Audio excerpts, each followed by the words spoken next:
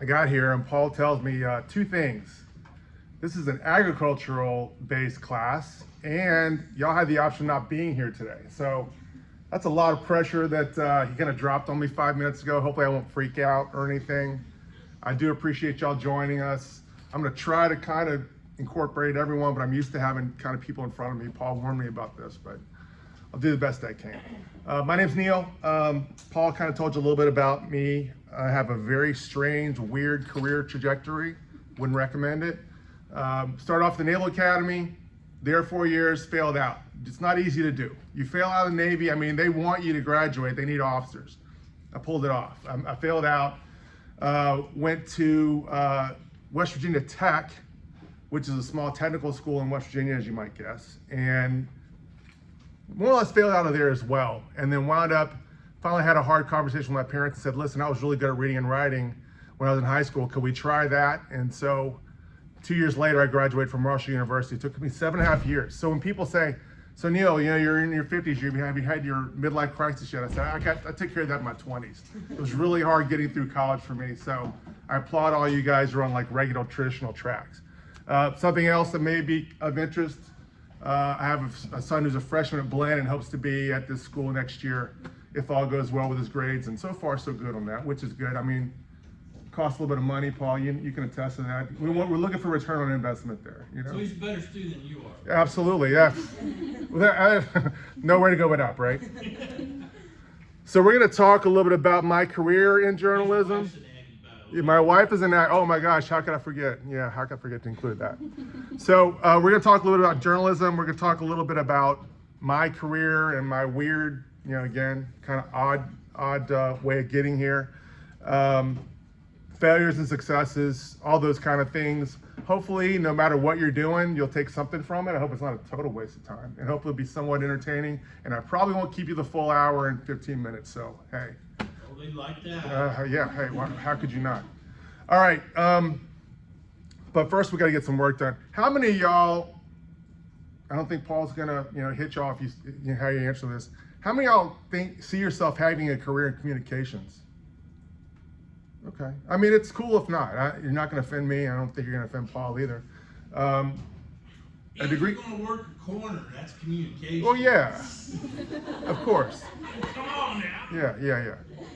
So, yeah, I mean, everybody communicates. I always say, you know, everybody's a salesman. One way or another, you're selling yourself, you're selling a product, whatever. And everyone's a communicator as well. So no matter what, you're going to take something from this, even if you wind up doing something you never thought you'd even do. But anyway, so Paul distributed a passage from my next book, which I hope will be out around draft time, 2025. Don't get excited, it's gonna be self-published, whatever.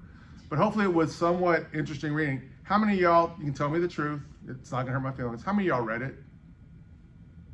We got a few? Okay, all right, well, here goes with this. Paul said I had to come and talk about editing, so I had to give you some, you know, actual real world practical stuff.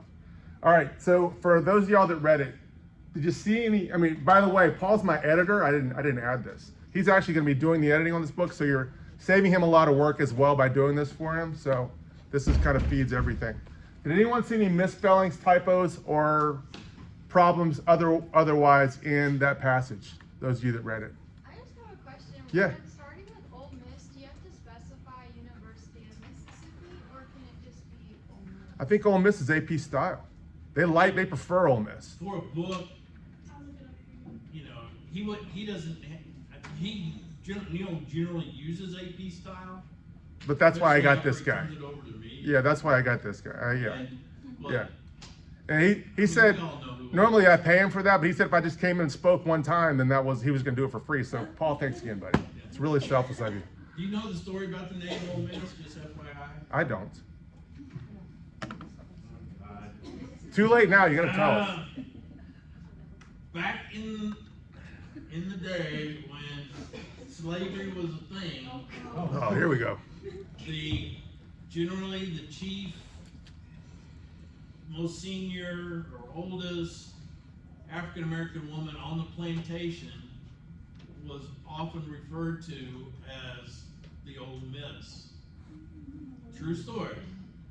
And University of Mississippi has tried to move away from that.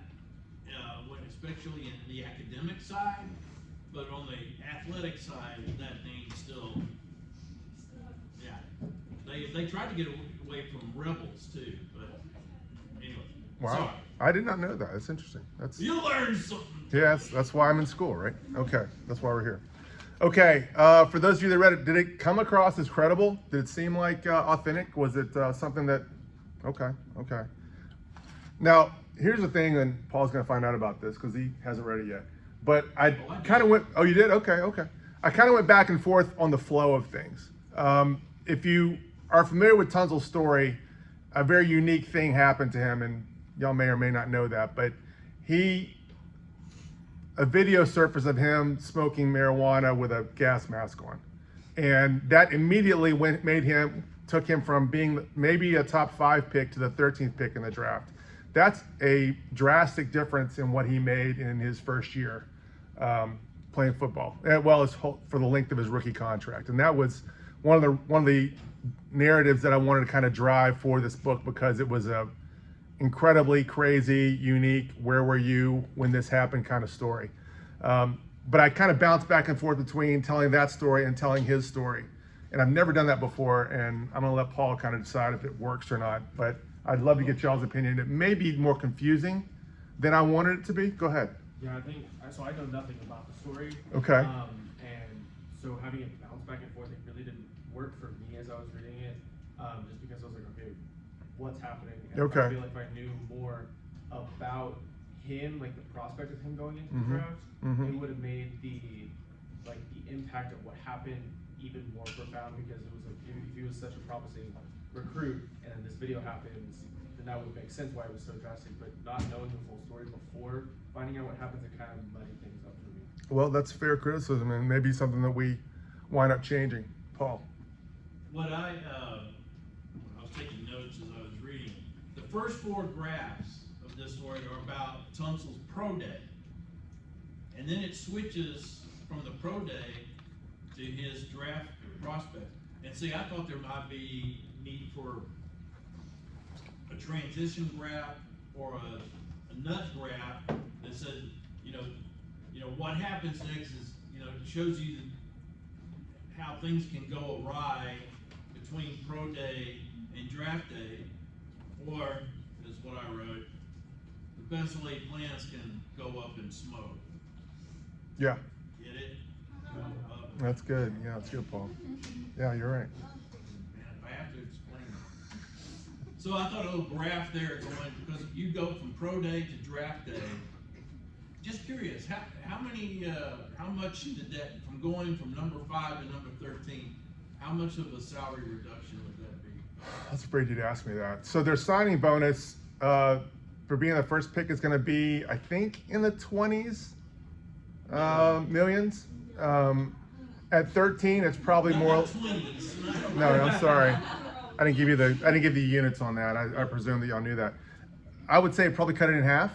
I would say, and it's not really linear from first pick to middle of the draft, which is more or less where he went. But it's going to be in about that much. And if you know anything about pro football, your signing bonus is the only guaranteed money that you get. So that's where you really want to hit it, is on the signing bonus, because if something were to happen, you had to walk away from the game, you get to keep that. So that's a big deal. So for him dropping like that was a major issue, and certainly not what he had planned when he showed up with his family and everyone and sat in the green room getting ready to get drafted that day. Now this kind of goes with, what's your name? Logan. Okay, Logan, this kind of goes with what you said. Did I presume too much related to the teams, players, and scouts? I kind of wrote this book, and I don't expect, it's not going to be a bestseller, guys. I kind of wrote it for an audience, and my presumption was that my audience already knows those things, but maybe I'm wrong. I mean, for those of you that read it, did you feel like I need to explain more, or can I make a few assumptions about what's going on? Thoughts? Yeah. I think you could have made more assumptions, because when it starts going into like the draft portions about like who was drafting who, kind of got lost just because I don't really like football. Okay, fair enough. Fair enough. I think most people that read this book will like football. Yeah. So it was just long for me to keep reading that. Okay. But That's fair. That's fair. Okay. Yes. So you said that your audience So Mm-hmm. when you said it becomes where were you at the moment for the NFL draft fans, the way that JFK was assassinated, or OJ and the White Van, or 9/11 attacks, maybe, I don't know, maybe it's just me, but maybe put like events that actually happened in football, since you have a actual audience that You know, you're reaching to. all of these folks were born after 9/11. I know how old I am, Paul. You don't have to remind I me. know how old I Yeah, am. yeah. I don't know. I mean, okay. Is there a where were you moment for y'all's generation? Is there something where you all think, oh my gosh? Because I mean, 9/11, Paul, I remember exactly where I was. I was at the front. I wasn't around for JFK assassination. I was around for the OJ and the White Van. You remember that, Paul? Was the OJ and the White Van kind of a where were you for you? Yeah, it was right Right in the middle of Rockets Great playoff White game. Bronco chase. Yeah, And the Rockets playing in the NBA Finals. playing the Knicks. Split screen. Yeah, wild. Weird, wild stuff. Logan. I think you could do something. You could for a more relevant one, like where were you when COVID was announced? Or like when. But there wasn't one time when we all found out. I mean, COVID was kind of a process, right? We found out when school was canceled. Yeah, when the school. Okay. What I'm saying is these events, yes, they happen, but since you're relating more towards the sports-based audience, maybe with events that actually have to do with your audience. Yeah, okay. That's fair. I can't think of a where were you for sports either. You got your hand up? Kind of like you could use when Des Bryant dropped the ball playing the Packers. He didn't drop the ball. You just touched a sore spot on Paul. Sorry. Get me fired up. Yeah.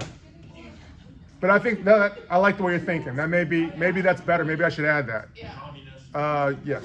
I'm not a big football, but if you wanted to relate it to other sports, you could do when the Astros won the World Series or. Okay. But that's more Houston.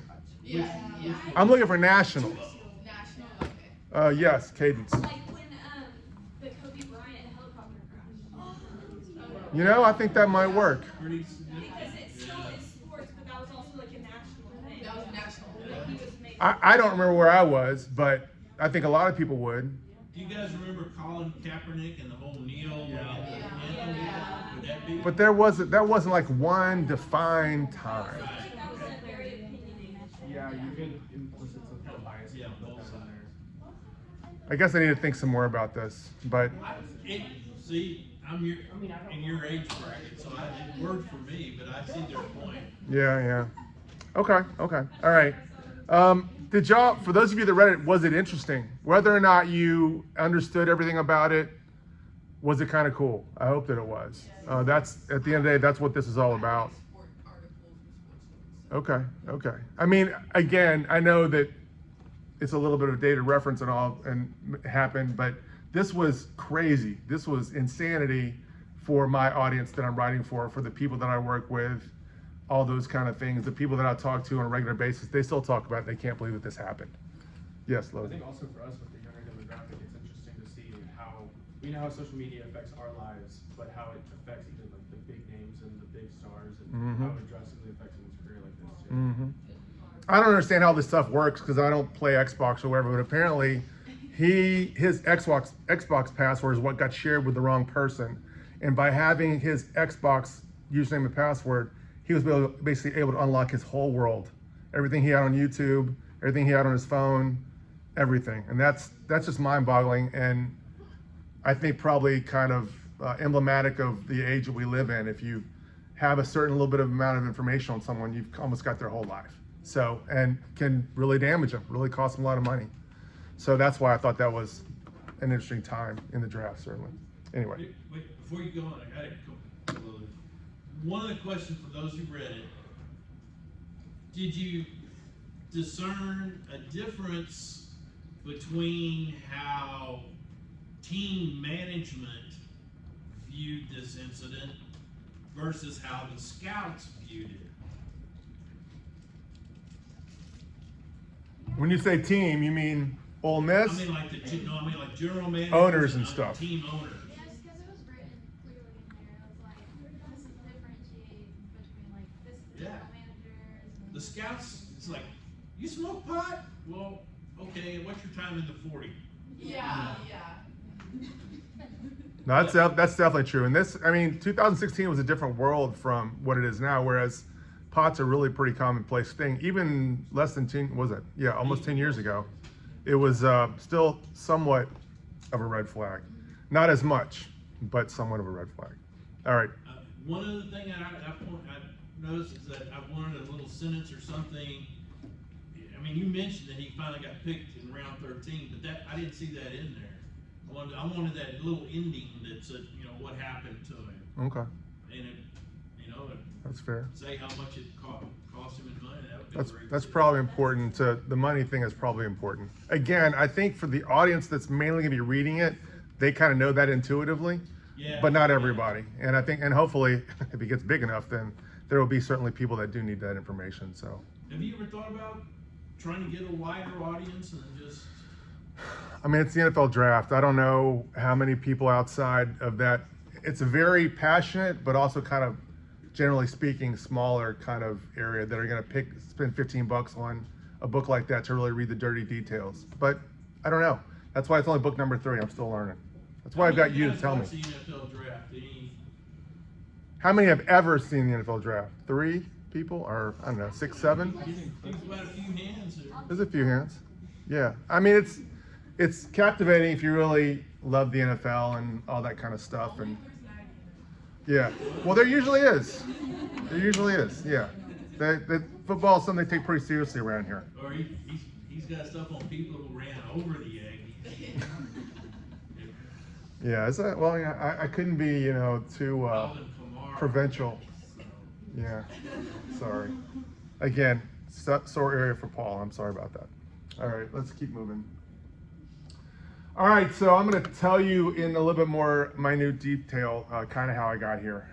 We already covered my failure out of the Naval Academy. I'm sorry about that. That's embarrassing, but whatever. So Navy, West Virginia Tech, Marshall, graduated mid-90s. First job it was in Beckley, West Virginia. It's a small coal mining town, which also kind of masquerades as a snow skiing area in West Virginia. First job, $16,500. Paul, you remember your first job? Oh yeah. How much?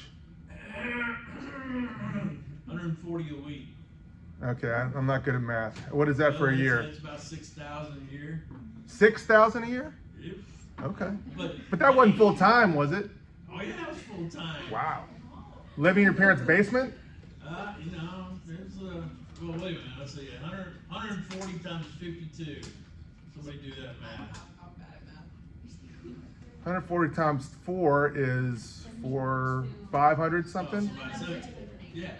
So, but this was, you know, let's face it, this was the 1978. You could get by on that in those days. My rent was, you know, $100 a month. Mm-hmm. Mm-hmm. You know. See, I missed that. Yeah, it was. And you just rode the dinosaur to work, right? I mean, Exactly. it wasn't nearly as expensive to maintain a car or Fred whatever. Flintstone. Yeah, of course. All right.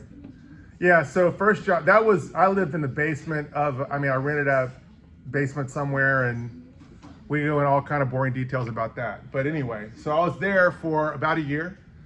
Back then, especially when you're in newspapers, you want to move up, you had to move around. So second job was in Lubbock, Texas. My parents were living in Houston at the time. They were so excited when I told them I was moving to Texas. Not so excited when they found out I was going to Lubbock. That's not exactly a bedroom community for Houston, obviously. But it was the first year of the Big 12, and I was going to run the sports desk at the Avalanche Journal, which is a dumb name for a newspaper. So I did that for a year plus.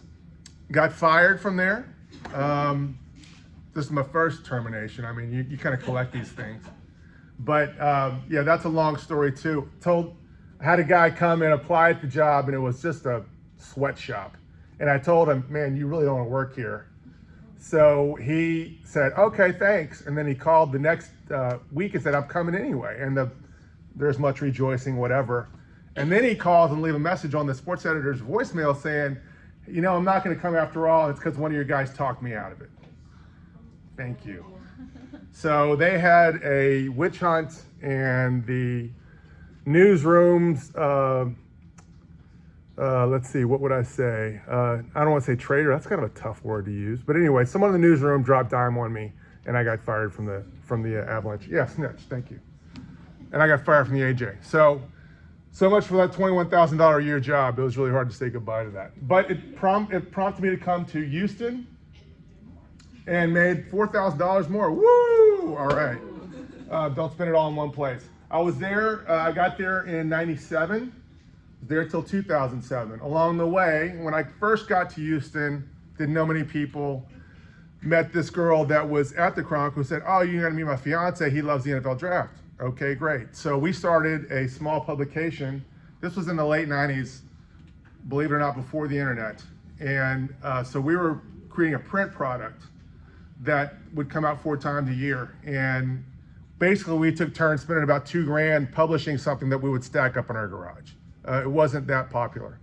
But I started going to college all-star games and meeting people, and I got the idea for basically a trade journal for the football industry. This is when, has anyone in here seen Jerry Maguire? Y'all know what that movie is? Everyone heard of it? Okay. So in the late 90s, early 2000s, Jerry Maguire was on TBS like 3 times a day. And everyone was like, every red-blooded young male wanted to be a sports agent. They want to be like Tom Cruise and sign someone and all that kind of jazz. And so it became a very sexy thing, and the agent community exploded in the NFL and in the other sports as well. So I was going to try to make a guide that just kind of catered to that part of the industry, and it was going to be online only, which was wild and crazy stuff in the early 2000s. And all of my content was going to be behind a paywall. And now the idea of premium content and that kind of thing is not alien. The other thing that's not alien is the idea of subscribing to stuff and paying with your credit card online. In 2002, when we launched ITL, the idea of putting your credit card in on the web was like, some guy in a dark room in Chechnya is going to steal my identity or whatever. And so it was a very hard push to get people to buy into the idea of paying X amount a month. So it was tough. So in 2007, kind of cutting a lot out, I got hired to run the Hula Bowl as the executive director. At the time, it was the #3 college all-star game. If you're not familiar with the process, players get done, especially back then, in December. January, there are college all-star games. There's a Senior Bowl in Mobile, Alabama. There's the Shrine Game at the time that was in San Francisco, and the Hula Bowl, which is in Honolulu. And I got hired to run that game. So I put the rosters together, and I talked to the scouts and did all the maintenance of that game. And it was kind of cool until my phone stopped working the day after I got back home from running it. And that's how I figured out and found out that I wasn't going to be back for the 2009 Hula Bowl, believe it or not. It was not a thing where HR called me in. It was more of a, we just shut off all your payments and all that kind of stuff. So figure it out, buddy. So when I stopped to run the Hula Bowl, I'm like, I'm not even gonna try to mess with this ITL anymore. I'm just gonna do the Hula Bowl for 20 years. I'll retire and wear a grass skirt and live happily ever after. That didn't work out, obviously. So when I came back,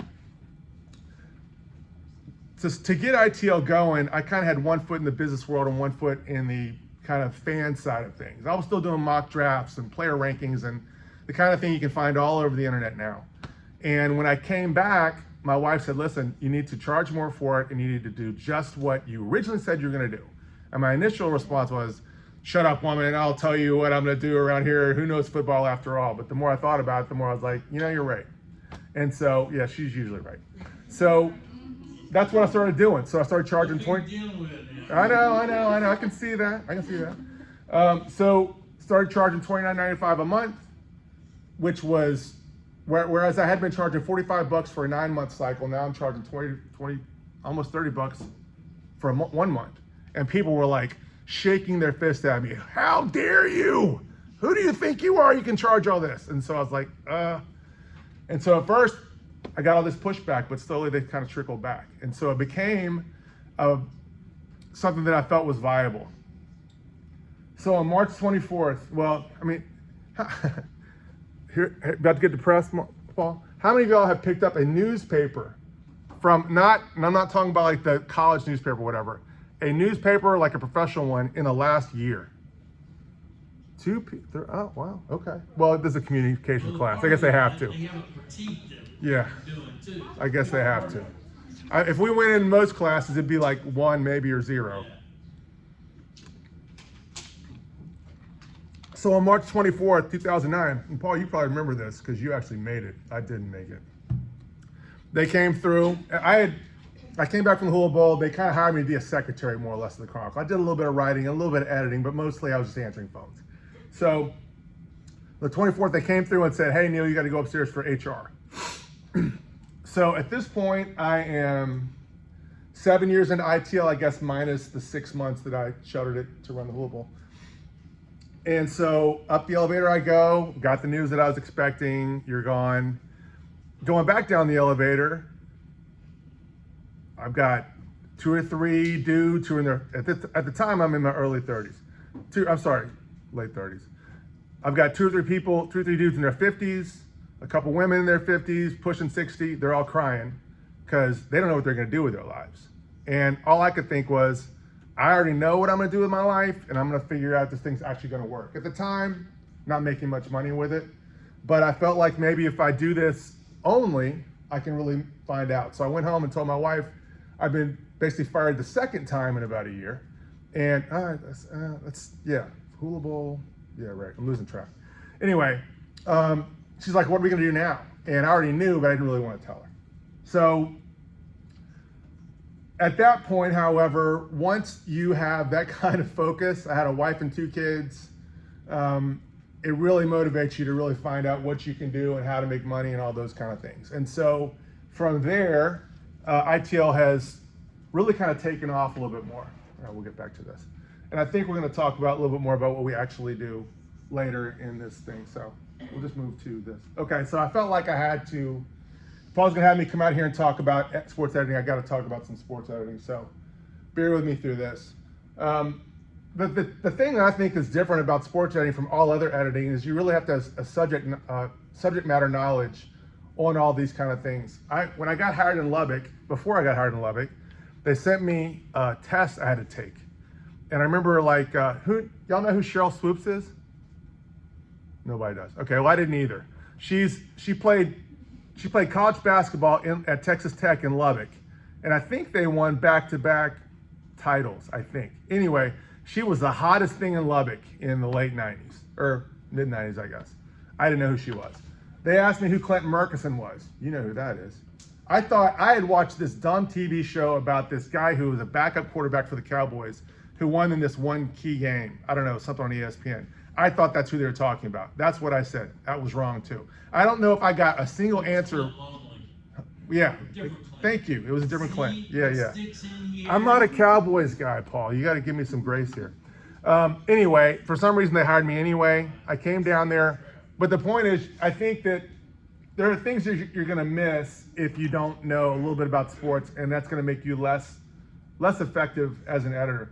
Friday Night Football at the Chronicle is where we need a little bit different level of skill, because that's where we had more intense deadlines. Now, Paul and I just got done talking about how they basically don't have deadlines. Well, they have deadlines, but they're much tighter and really changes the way you do work. But back then, especially, speed was what really mattered.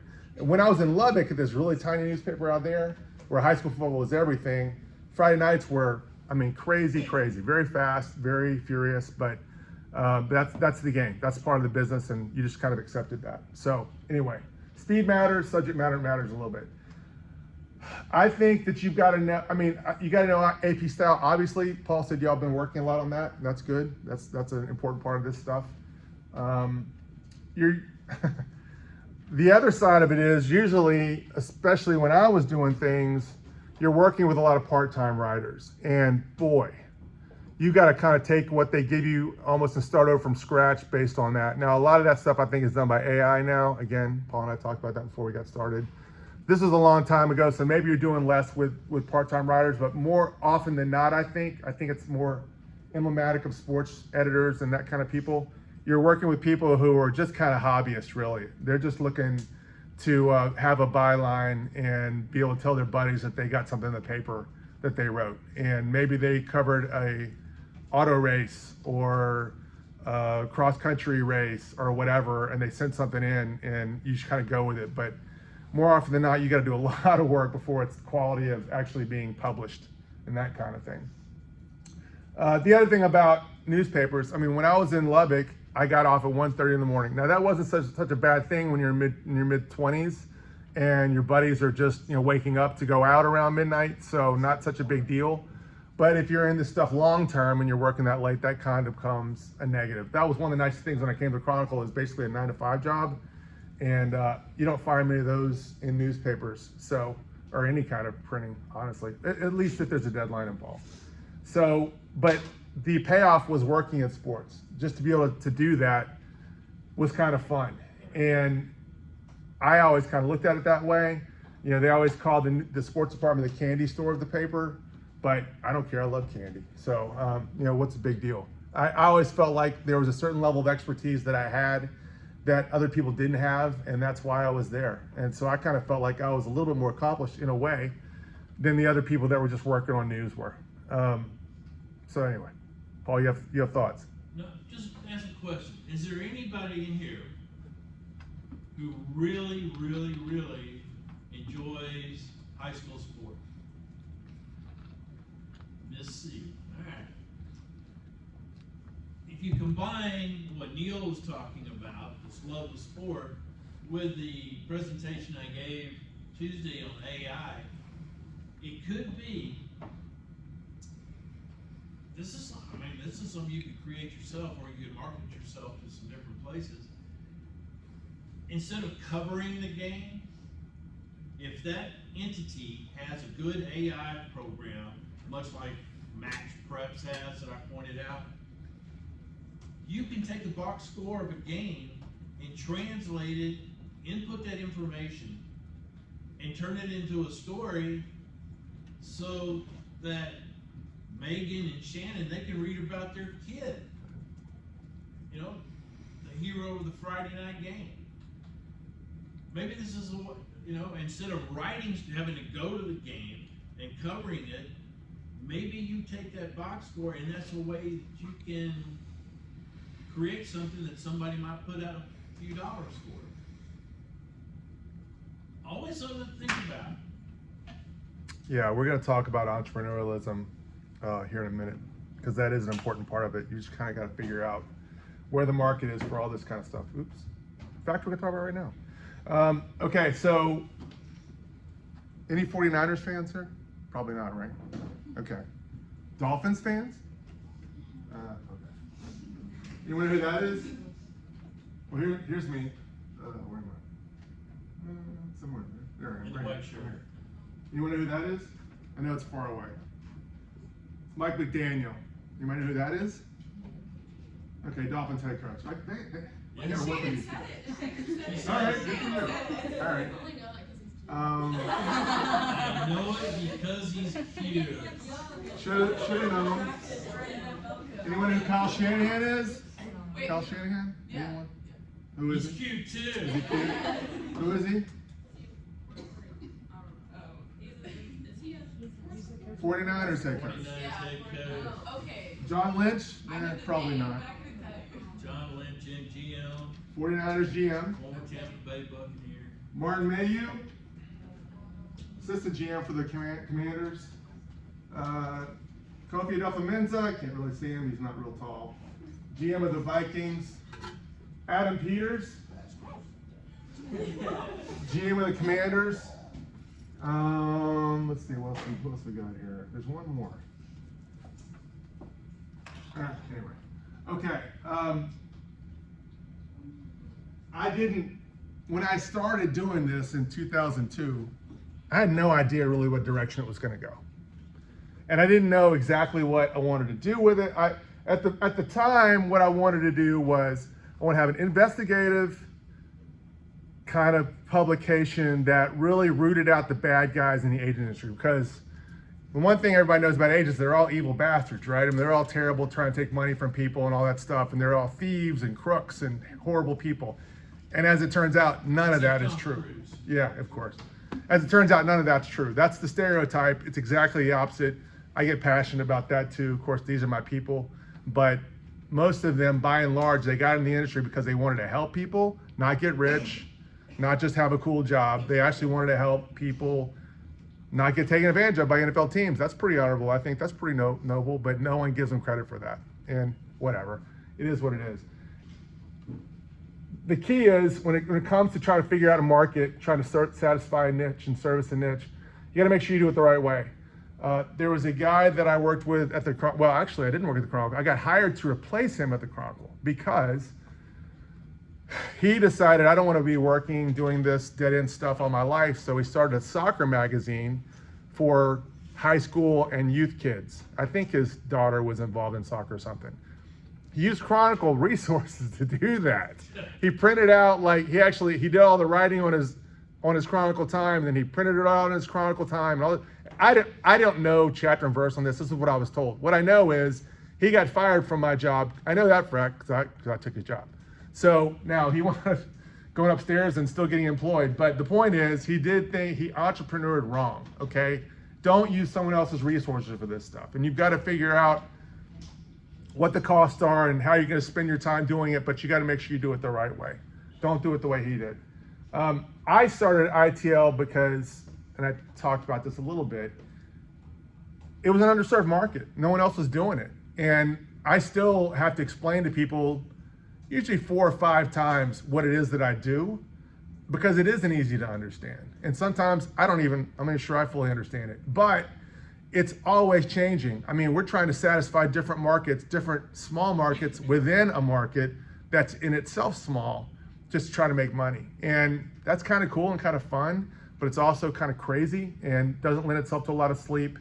And I have odd hours sometimes and have to do stuff when my wife would rather I wasn't, but that's just part of life, and at this point, she's accepted it. At this point, we are, how's it going?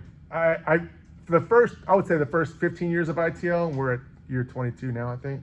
I wasn't sure if it was actually my job or if it was just something I was still struggling to make happen, but I think that's probably true of anyone who tries something entrepreneurial. You're always kind of in experiment mode. You're always trying to kind of figure out what works. It's almost like you'll be wearing a lab coat all the time because you're never really sure. And sometimes you try things and they failed. I've failed at a whole lot of things, but by God's grace, there are a few things that have worked, and we've tried to make those stronger and better and all those kinds of things. Right now we have, for example, we are the leader in NFL agent exam prep. If you're going to be an NFL agent, you have to register with the NFL Players Association in January to take an exam, a 60-question, multiple choice, open book exam at the end of July. And everyone's like, well, who couldn't pass that exam, right? You get 2 tries at $2,500. The passing rate on the first try is about 25%. The passing rate on the second try is about 50%. And most of the people that are taking this are accomplished attorneys who've passed bar exams and all those kind of things. They're not stupid, and they still can't pass it. It's tough. If you pass it, now you pay another $2,500 just for the right to call yourself an NFL agent. So it's a tough process. We have 2 practice exams, a study guide, and a monthly Zoom series to help people pass the exam. Our people pass at about a 20 to 25% higher rate than people who don't use our stuff. We also do interview prep. If you are a first rounder, you're projected to go on the first day of the draft, you probably are going to be interviewed 50 to 60 times between when you get done playing college football and when the draft is held. You want to make sure you don't ever say the wrong thing during that exam or during those interviews, because again, it could drop you from 1st to 13 or whatever, especially if you're stupid enough to film yourself smoking marijuana with a gas mask. And so we try to make sure that people, when they go in an interview, say the right things. Now, a lot of NFL teams don't like that because they don't get to trip up the kids the way that they would have otherwise, but we make money doing it, so we do that. We have something at the NFL Combine, which is kind of akin to the Oscars, but for the NFL scouting industry. We will send out a questionnaire. It's kind of like all-star balloting style. And we've got every scout from first to last for all 32 teams. And we ask scouts, say, who are the best guys? And so based on that, we have awards. We hand them out at the Combine. It's a big deal. We had about 150 to 200 scouts show up last year. it's become kind of a cool thing because it's the only time when scouts get recognized for doing something right. And they get to come and kind of salute their buddies, and we have stuff for agents as well. And it's kind of a fun thing. We have something that's always on the Wednesday of Combine. On Thursday morning of Combine, we have more of a professional development kind of event, and we charge for that, and it's professional development. So when I say how's it going, I had no idea when I started all this stuff. When I started all this stuff, I thought, hey, I'm gonna go out and catch all these bad guys and everyone's gonna love me. And it's nothing like that. But that's also part of being an entrepreneur, is you're just trying to figure out where the market is so you can still eat and keep the lights on. So that's been my journey. The other important decision that I made that turned out to be the right one is when I started out in 02, everyone was just trying to throw all the content they could on the web, not charge for it, and hope that people would click on it and click on the ads and that kind of stuff. No one really does that anymore. That's not a way to making money. It's all, for me, most of it's behind the paywall. Now, I've got a blog, and I've got a newsletter, and I've got a podcast, and all those kind of things like you got to have in 2024. But it's all to kind of drive people to my website so I can make money that way. So that was a risk I took, and it could have been the wrong decision. It certainly seemed like the first one for the first decade, but at this point, I guess I've been around long enough to where people kind of know what I'm doing and what I provide, and so by God's grace, I'm still here. So, applications for all these things. As far as the event that I have at the Combine, that involved just kind of working with tech and doing stuff like that and things like that. I know Paul talked about the different programs y'all have and all that kind of stuff. But there's applications there that happen if I hadn't gone to journalism school. Rep Rumblings, that's kind of our daily report that we put that's about the industry. If you love football, you would find it boring. And I always tell you, what I do is I do everything that's boring in the NFL, okay? Rep Rumblings is more about hirings and firings and trends, and here's who's getting invited to this all-star game and all that kind of stuff. It's not gonna help you win your fantasy league. It's not gonna tell you who your favorite team's gonna draft, all right? That's what most people want when they go online. My stuff is it's much more aimed at people who work in the industry, but that's my clientele, that's my readership. We talked about the exam prep stuff. That is, again, more writing. Writing has application for anything you do, and certainly that's true for me as well. The interview prep stuff, I think, is more, it's just talking to people mainly. And you're in communications after all. Hopefully y'all are learning how to talk to people. Hopefully you feel comfortable. Hopefully you feel comfortable being up. If you were asked to come and talk to a class this size, hopefully that wouldn't freak you out. It's funny, my Sunday school class in my church, we've only got about 20 people in it, and we have kind of a ensemble way of doing it. Everyone's got to take a turn. You won't believe how people freak out about having to talk to 20 people, adults, peers, friends. I mean, why is that scary? I don't understand. But hopefully if y'all aren't there yet, hopefully you will be soon. That's kind of the point of working communications. Paul, do you ever even think about being nervous when you're up here? Well, not anymore. I mean, it's maybe the first time 30-something years ago. But see, I also taught public speaking at UH Clear Lake, and so I learned all the little tricks. And no, you're not supposed to, that trick about the underwear thing? Everybody being naked. No, I don't do that. That's kind of weird, but I guess it works for some people. Yeah. Whatever it takes, right? Jeffrey Epstein. Yeah, that's a little too Epstein for me. Crazy 8, that's the tentative book for the book that I'm writing, because it's about 8 players that went through that draft. That's pretty self-explanatory. Obviously, if you are learning communications, hopefully you are learning a little bit about writing. I tell you, it's my 3rd book. My first one was really just a compilation of newsletters. It was really easy. It was just a matter of kind of whatever. The 2nd book was more a compilation of, when I'll have events, and I have lots of them, I'll always record them. And so that's a big content fest. And that was more transcribing a bunch of events I had, kind of putting them together. Paul edited that one as well. And that one was really pretty straightforward. But this book is the first one that every word in there I wrote. I had to compose it all, gather the quotes. I mean, I probably talked to 60, 70 scouts to write this book and other people associated with the game. That's a lot of work. It was fun, but I started in 2021. It's 2024, and hoping to get it out by April 2025. So it's writing, it's gathering sources, it's talking to people, it's cultivating sources, which is a big part of communications that you don't always talk about as much. I don't know if y'all talk about that much.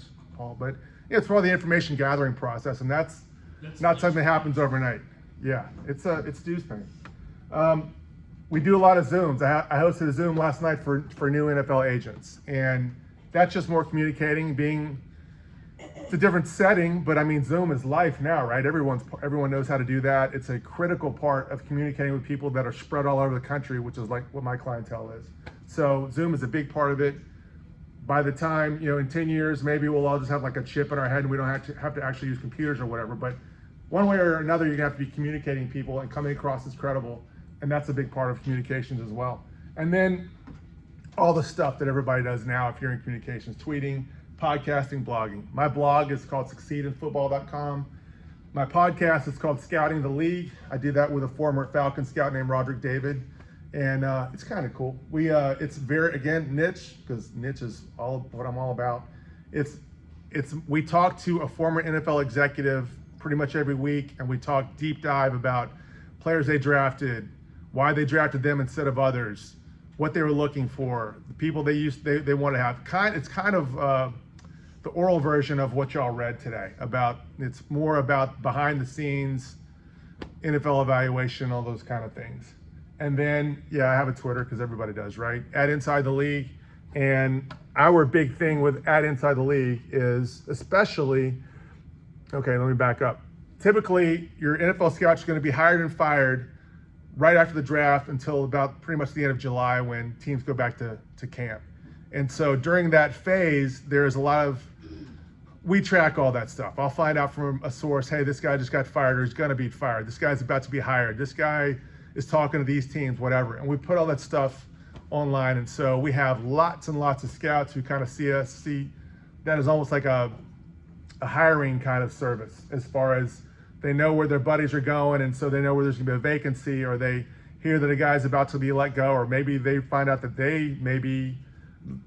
other people in their department are getting let go, all that kind of stuff. Again, deep dive stuff that's not for everybody, but for the people that we serve, it's a big deal. So all those things, I'm sure you talk about all that jazz. Not necessarily all in this class, but it's part of communications. I figure before y'all are done, y'all will address that in one way or another. I kind of had to figure it out myself, but you guys are in a better situation for all that stuff. That's what I got, guys. Now, where are we? It's right at about an hour, a little bit less. we got time for questions. If anyone has questions, I'm happy to answer them. But yes. So, like, the Zoom life that you just mentioned on your last slide, like, do you mainly work from home and do Zooms, or do you, with the occasional traveling, or is it a lot of traveling? My travel is in January. That's when all the college all-star games are. And if you're going to be in this industry, one thing about it, and I guess that's just part of modern life, I have people that they've been ITL clients for decades, and I may see them once a year, but more often than not, I never see them. The only chance I have to do that is when I'm on the road and I'm going to these all-star games. And so there are 5 major all-star games: Fort Worth, Orlando, 2 of them in Orlando, actually. One's in Frisco, and one is in Mobile, Alabama. So I'm there all through January. I'm kind of making those stops.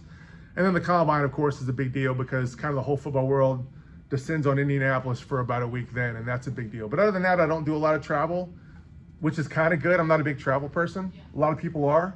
And I think there is a perception that people that are in this line of work do a lot of traveling all the time. And some people do, especially if you're an agent. You're gonna have to do recruiting, you're gonna have to go see your clients and all those kind of things. But recruiting, travel's not really my bag, so I'm cool with the amount that I do. And again, as much as COVID sucked, nobody even knew what Zoom was, or at least I didn't know what Zoom was before COVID. And now everybody knows what Zoom is, and that has been a serious game changer for ITL, because I can essentially teach people all over the nation about what's going on and talk about them and whatever, and I don't have to go anywhere. I just do it from the chair in my office. So that's kind of a nice thing.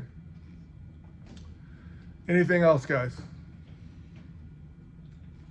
Well, let me just All right. piggyback on a couple things that you just said, or a couple of points you were making. Yeah. One, about being entrepreneurial, when your audience is people involved in the NFL, what's the nice thing about that? They already have money. They got money, and generally, he's got the information that they want to buy. So, cha-ching, capitalism. Capitalism. Yeah. You guys have the communication skills, or you're learning them. Trust me, I've been in the game a while. I'm still in the game to a certain degree. Helping this guy, among others. People want your skills. You are a commodity. Plus, you're all different.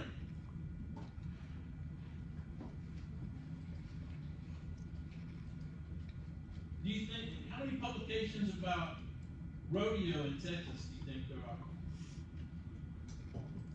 Probably none. So if you thought about making a few coins off that, something to talk about. Something to talk about. You know, photography. There's lots of people who are amateur photographers, like to get better. Maybe you come up with a blog, podcast that helps, that you can charge a little bit for. Come out.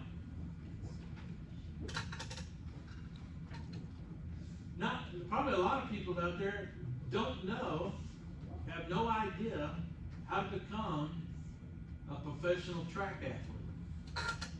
So in addition to your athletic skills, you can use your communication skills to do what Neil did, put a little extra coin in your pocket. So you all know a little something, something about something. Combine it with your skills, your communication skills, and hey.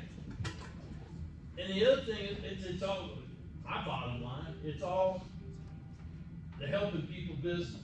Helping people with their, with their hobbies, with their lives, providing a little information to help them get from College Station to Houston or whatever. So, Everybody's passionate about something, yeah. and you're probably not the only one. And given what we have today with the internet and so many ways you can express yourself, there's a way to monetize that. I had to figure out what that was, and for many years, I thought I had picked the wrong one. But through persistence and patience and willingness and just the passion to do it, plus having a wife and 2 kids that were expecting me to provide for them, I was able to figure it out. Y'all are a whole lot younger than I am, and a whole lot more savvy with modern communicative technology, shall we say. So it's just a matter of finding what it is that you're interested in and passionate about, getting knowledgeable about it, and then provide that information. Yeah. Have you ever thought of kind of using, I think it's a thing called Patreon where you can have people pay for like extra content, like essentially like podcasts. Have you ever think about doing that? Well, it's kind of like I kind of steer. What my website is more or less as a Patreon before there was a Patreon. I mean, we have a monthly subscription price. What did you call it? Patreon. A lot of people that have blogs now, they'll supplement the blogs. Did you guys hear that? Because you can do like extra content, like extra videos, Yeah. podcasts. Yeah. So your like website's kind of like for here in College Station, it's like tech tags with Billy Lucci. Right. Stuff like that. Okay. Right. So more on the NFL kind of stuff. Right. Yeah. Really more the business of the NFL. Yeah. But yeah, absolutely. That's exactly what it is. Yeah. Go ahead. When you first started, did you have to like build up your clientele? Like, did you have pre-existing clientele, or you just kind of like put it out there? It's a great question, and that's something I should have covered already. So if you get certified by the NFL to be a contract advisor, they publish your name, cell, and now it's cell. It used to be just whatever phone number, name, cell, and email on their website. There's about 1,100 NFL agents, and when I first started out, that was the only ones that I was marketing to. So I had a ready list of contacts, cells, emails, whatever, to reach out to. So I would just bomb these people with emails. Well, these days, now that email's not a secret, everybody's bombing these guys with emails. But now I gather my clientele more really through referral, word of mouth. They might pick me up off the blog. They may pick me up off the podcast, those kind of things. But what you're doing is handing out a lot of free information to drive them to the information that you charge for. And recognizing that only a small percentage of those people are actually going to want to pay for it, but you've got to make the price point such that you can make enough to live on. And I don't know how to do that except trial and error. That's the hard part of being kind of entrepreneurial, is you never know. You're kind of blazing your own path. There's pluses and minuses to that. And, for people that just want to work and have their 8 hours and then do whatever they want to do, that's not who I mean, people say, what's your hobby? My hobby's inside the league. I mean, it is what it is. And that's what I stay up late at night for and typically do on weekends and all those kind of things. It drives my wife crazy, but that's where we are. And I don't think it's not gonna be changing anytime soon. That's why if you decide to do this, it's gotta be something you're passionate about, because you're gonna be spending so much time with it that you'll drive yourself crazy and hate yourself if it's something that you don't really, really like. Anything else? Any other questions? Well, I hope you also got it sunk in that this young man